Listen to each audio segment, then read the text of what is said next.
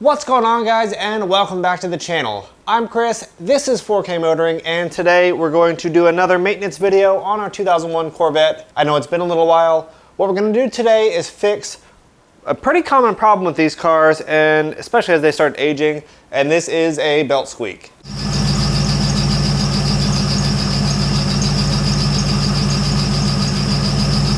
Now, this thing is, at this point, squealing beyond anything I can stand to drive. The exhaust doesn't drown it out. I can't drown it out with the radio. It's pretty embarrassing to be seen with it. I made a video a couple months ago where I actually changed the main serpentine belt on this car because that was squealing, and that solved a temporary problem initially. I haven't put many miles on it since, but what I believe is happening now is one of the pulleys, the bearing is finally gone on it or dried out. This car, again, has about 125,000 miles on it. It is about 22 years old, going on 23 years old at this point. So it's time for this to get done. Instead of just tracking down the single point of squeaking, what I figure probably needs to be done, I've ordered a complete belt set for this car. I've got the new AC system belt and the accessory belt for this car. I've gotten tensioner pulleys for both sides and idler pulleys for both sides. So hopefully that'll take care of that. I do still have my power steering pump I need to put in. That may be done as well. But we're going to go ahead and start this process so at least we can get this thing driving and be kind of tame enough to be on the road and not sound like it's a big hunk of junk. This should be a pretty easy process. There's not a lot to it other than access. Our biggest problem is going to be getting into the motor here. And I think there's going to be just enough room basically to get a wrench or a socket into some of these spots to get these pulleys and belts off.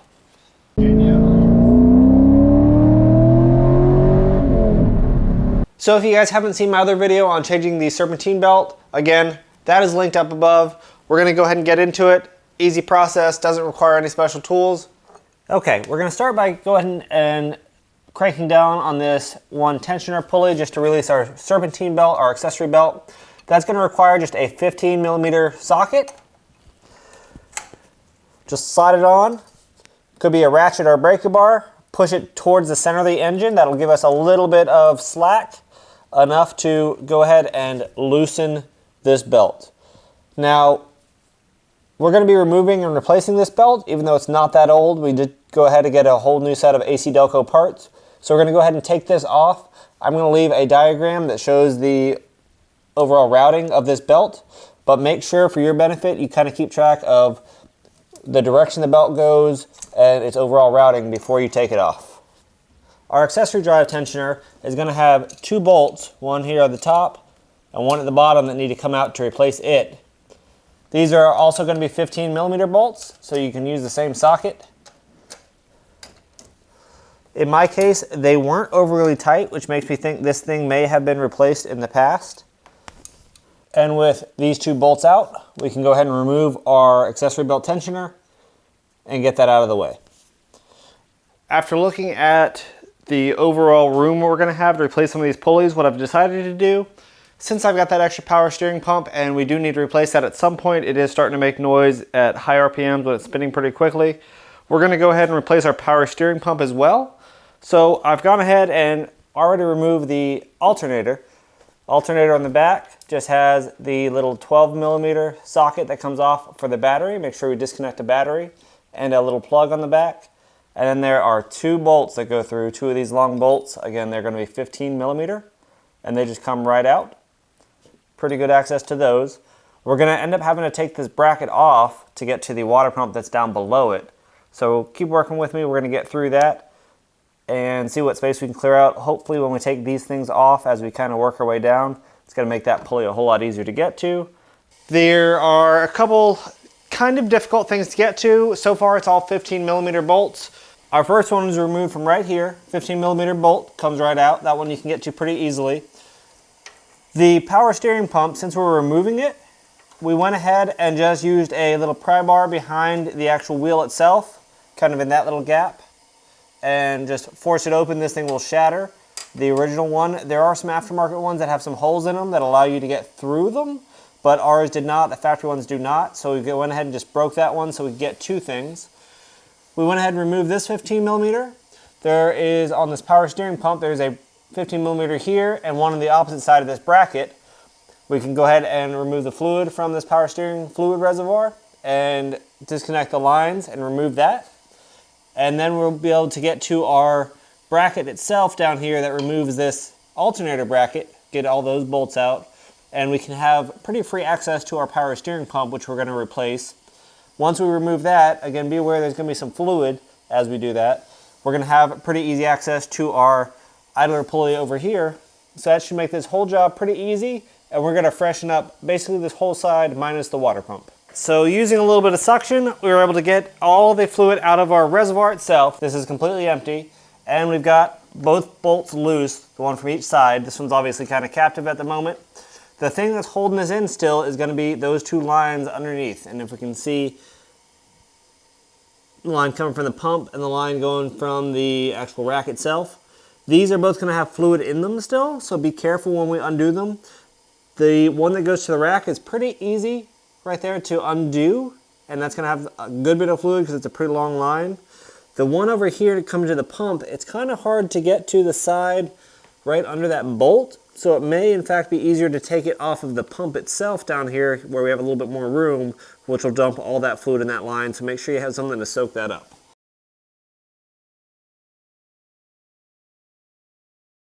We've removed these two bolts for the alternator. We've removed an additional, talking about this bracket, an additional one here, which was behind the pump reservoir. We removed another one from down there, from behind the pump reservoir. These two kind of were sitting up here. There is one final bolt right down here, right below the bracket here, just kind of behind the power steering pump itself. That one's got to come out, and you can't really fit a socket in it because it's kind of hidden behind the pump. So you have to use a 15mm open-ended wrench for that. That frees our whole assembly here, everything included, except for one line that comes to the bottom of this pump. So we've got to take this line out, disconnect the bottom line from the power steering pump. This whole thing will come out and allow us to replace all of it pretty easily. Okay, here it is. This is the whole accessory bracket. Again, we can see all of our bolt holes on it, and we can see our power steering pump itself. This is what we're going to replace. We've got 3 screws, 3 bolts on the back side. That's all that holds this thing on. We've got our idler pulley here, which is making a little bit of noise as we spin it. So I think that's probably where most of our noise was coming from. So we're going to go ahead and replace that. We're going to replace this pump, put a new pulley on, and hopefully get this all back in there. Before we do that, since we have access to it, we're going to go ahead and take off our primary belt system for the air conditioner. That's going to be on the other side, on the passenger side. Okay, right here on this side, right below this fitting, our 2 pulleys are, the tensioner pulleys and the idler pulley. We're going to go ahead and get to those. You can access them. I know it's kind of hard to see, kind of hard to get the camera around to them, but you can see them under there. And we should be able to go ahead and loosen that belt up, replace it, and replace those pulleys. All right, so I was able to pull the top idler pulley off first from this circuit here. This is going to be a 16mm or 5/8 inch nut on here. I know it's kind of hard to see in with the camera angle I have. The actual tensioner pulley down here, this thing right down here, we're going to remove and replace. That just has a single bolt that's right below the actual pulley itself that will release, and we'll go ahead and put the new one in. So we'll go ahead and pull that off. Hopefully no particular difficulties in doing that. We'll get the new belt on. This all should be ready to go back together pretty soon. All right, we were able to go ahead and take off this tensioner pulley as well for the AC circuit. It only has a single bolt holding it on and a couple of locating brackets basically. So one to keep it tight and the other kind of just the geometry of it keeps it from turning. This is a 13mm on this side, and again a 5/8 or 16mm for that pulley. This one made a lot of noise too, the actual tensioner pulley for the AC system. The belt looked good, but we're going to replace all this. What I got was all AC Delco parts. I've seen some horror stories on the forums about certain pulleys from aftermarket brands, so I went all AC Delco for everything. This is OE replacement. We're going to go ahead and replace everything just the way it came out. So we've done some work. This did require 2 hands to get in there because of the tight spaces, but really wasn't too difficult. So the AC belt circuit is pretty simple. I'll throw a diagram up on the screen just so you can see, but it just goes around the back side of the harmonic balancer there, goes around the actual AC pulley, the AC pump right in front, and then in between the tensioner pulley and the idler pulley right in the middle. So we replaced both of those.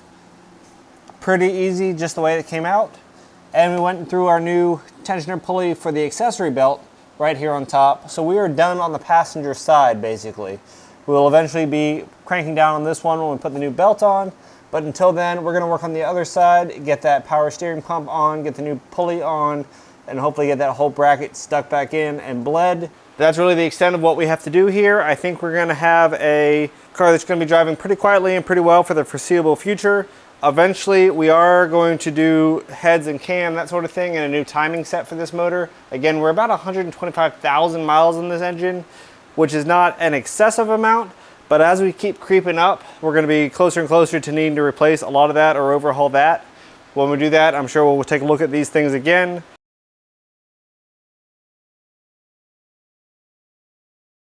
All right guys, so it's been a couple days and we have the car back together. Everything went back the exact way it came out. Surprise, surprise, right? The only hard part and the truly hardest part was getting the power steering pulley on the power steering pump. There are some specialized tools you're gonna need for this. Most of those can be rented from your local auto parts store, so they're not gonna cost you anything long-term, but you do need special tools to get that on. Do not hammer it, there's a special way to do that, and that was a complete pain in my opinion. Now that everything's on, I did take it for a test drive, and let me tell you, this thing was so quiet, and it was everything I hoped it would be. I've solved all the squeaking problems up front. Sounds a whole lot better now. There's no squealing, no squeaking, nothing like that.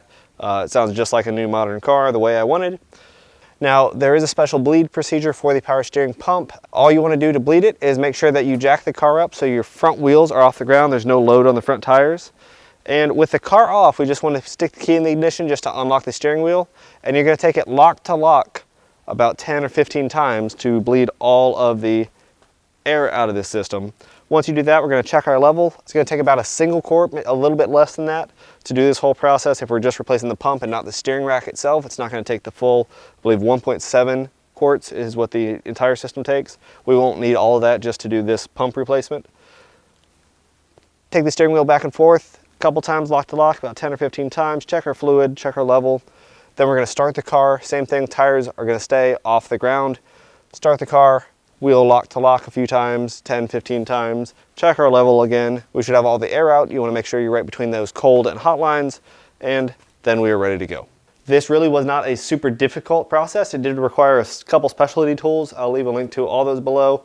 I used, again, all AC Delco parts, pulleys and belts, so everything fit perfectly. I'll leave a link to all that in the description below as well if you want to do this job. Again, about 22 years old, 124,000 miles or so on this car. It was time to replace all that. They were starting to squeal and squeak. The power steering pump was whiny on high RPMs when I'm cutting through the mountains or on the track. So now it is all replaced, it is all new, and hopefully will serve us years into the future.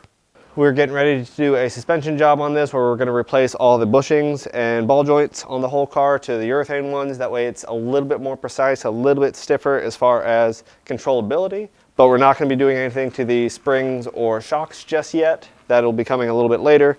So hopefully we still have a very streetable, very comfortable car that handles just a little bit more precisely. If there's any specific questions you guys have about this job or other jobs, anything you want to see, again, let me know in the comments below. Otherwise, thanks for watching 4K Motoring. Stay tuned, and we'll see you next time.